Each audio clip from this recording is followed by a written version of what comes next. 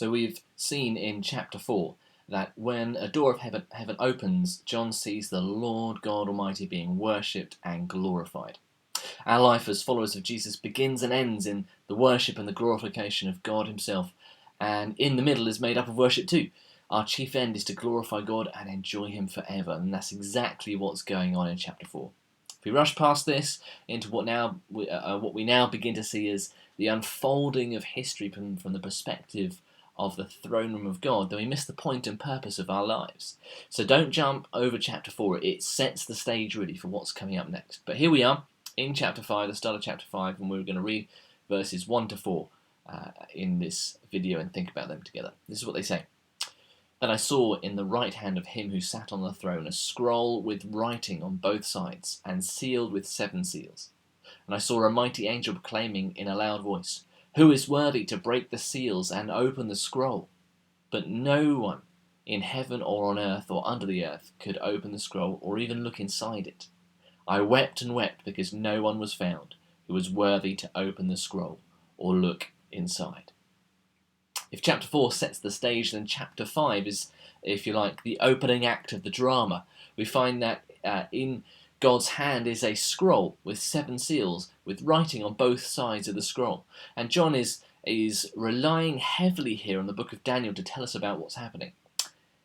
In Daniel, in chapter 12, Daniel is told that what he has seen in his vision that he's been given, which he doesn't really understand, will be sealed up until the appointed time, the end times.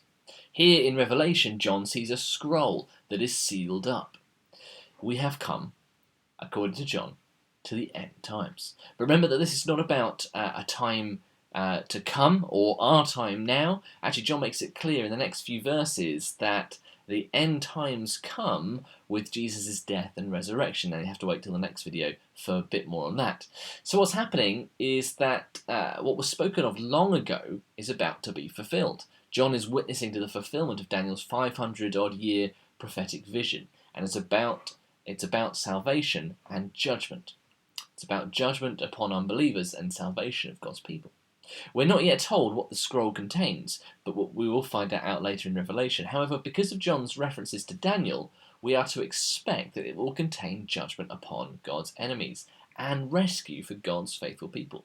It is, as such, God's plan for the restoration of the world, which always includes judgment upon evil. Not abstract evil, but institutional evils and personal evils, and evil people and evil personified.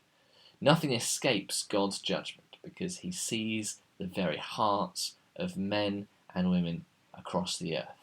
This is an announcement from heaven, an angel looking for the one who has the authority to open the scroll and to read it, but none are found. The implication?